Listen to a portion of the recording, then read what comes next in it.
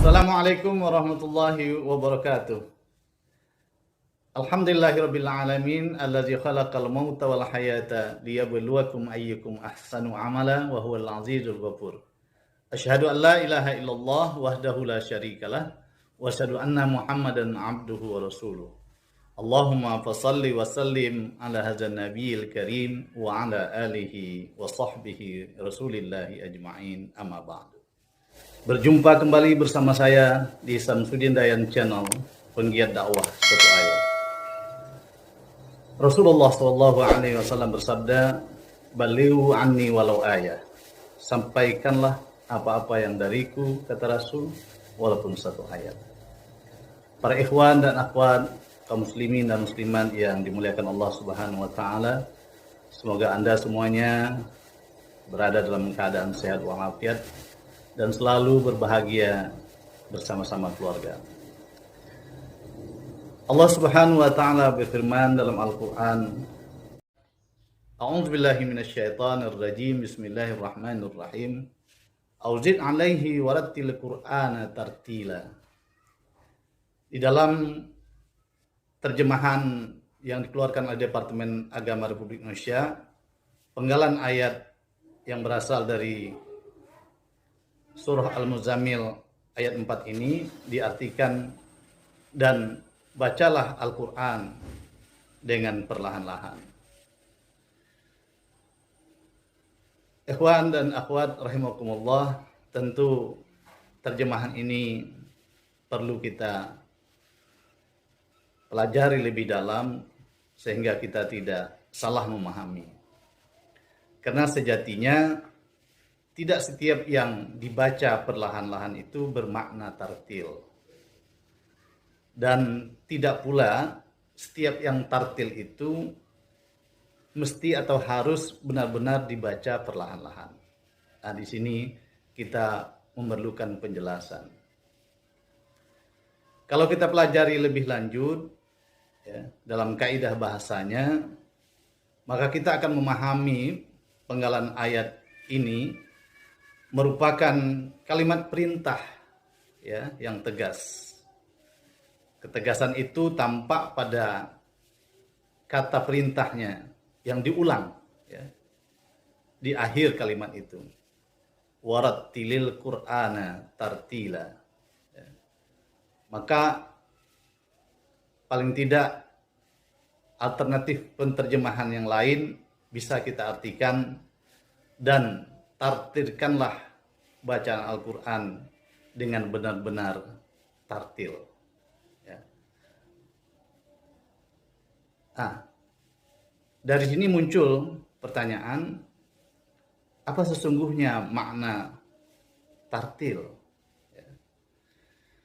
Imam Ali bin Abi Thalib berkaitan dengan kaidah tartil dalam ayat di atas bermakna at-tartil huwa tajwidul hurufi wa ma'rifatul wukuf. Ya. Tartil adalah mentajwidkan huruf dan mengetahui kaidah-kaidah wakaf.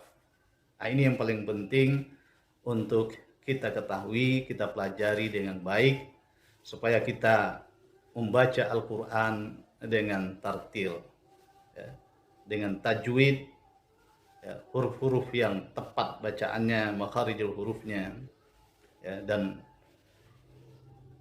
huruf ya dalam kaidah-kaidah bahasa Arab ya yang harus kita ucapkan dalam kaidah-kaidah ilmu Al-Quran, dan juga mengetahui kaidah-kaidah wakaf. Ya.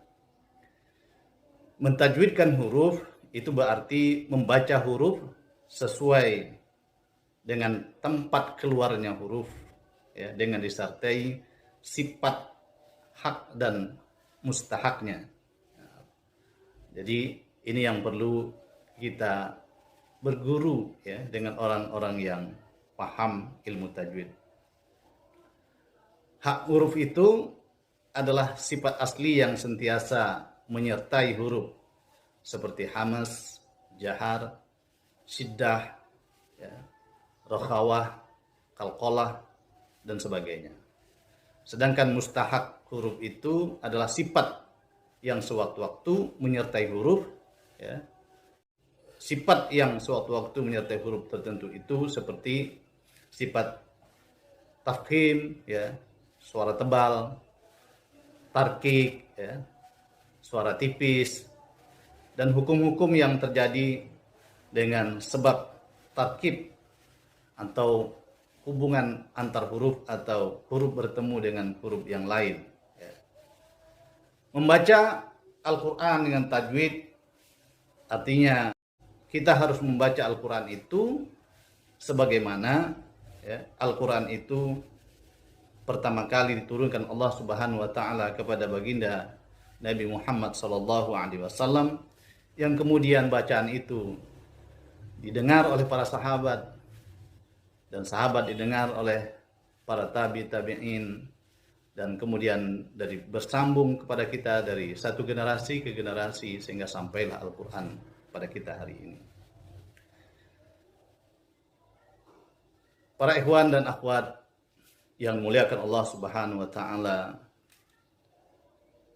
kenapa kita harus terus-menerus belajar membaca Al-Quran? Karena Al-Quran adalah bacaan yang mulia, yang setiap huruf, setiap kalimat, setiap ayat, ya, memberikan pahala yang melimpah kepada kita. Dan Al-Quran adalah sebagai pedoman dalam hidup kita.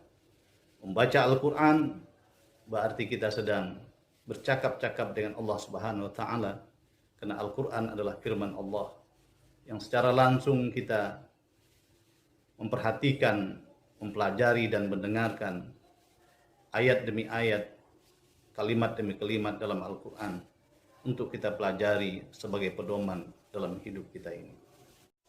Para ikhwan dan akhwat kaum muslimin rahimakumullah, satu saat kita pasti akan meninggalkan alam fana ini.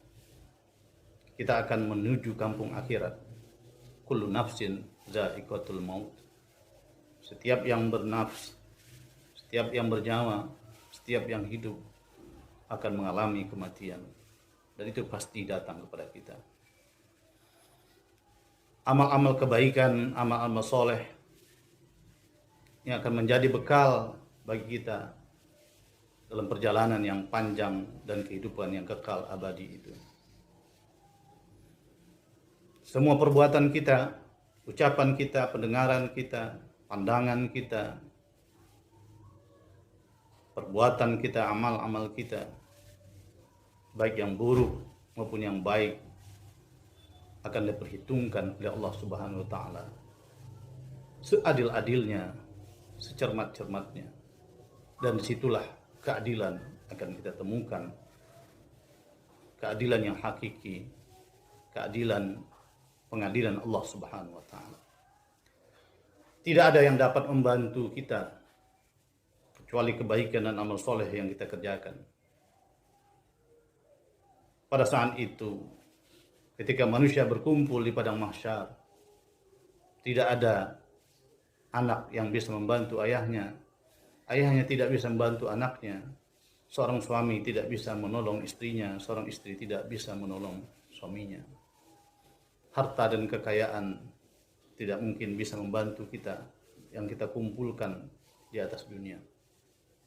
Salah satu yang bisa membantu kita, kata Rasulullah SAW, adalah bacaan Al-Quran. Iqra'ul Quran wa innahu ya'ti yaumal qiyamati syafi'an li ashabih. Bacaan Al-Quran,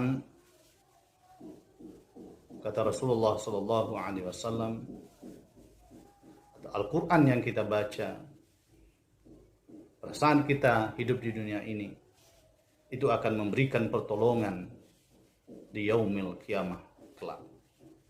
Akan menjadi sahabat kita, akan menjadi penolong kita, akan menjadi pembantu kita. Akan membantu kita, ya, melepaskan kita, ya, dari keadaan yang sangat sulit. Akan memberikan syafaat kepada kita. Para ikhwan dan akhwat yang dimuliakan Allah Subhanahu wa taala, Oleh karena itu, saya mengajak diri saya dan kita semuanya, terutama saudara-saudara saya dan kaum muslimin dan muslimat, untuk menyempatkan kita membaca Al-Quran, karena Al-Quran akan menjadi penolong kita kelak di yaumul kiamah. Dan pada saat kita membaca Al-Quran, kita benarkan bacaan kita agar Al-Quran yang kita bacakan itu tartil sesuai dengan ilmu Al-Quran, sehingga bacaan-bacaan kita tidak salah.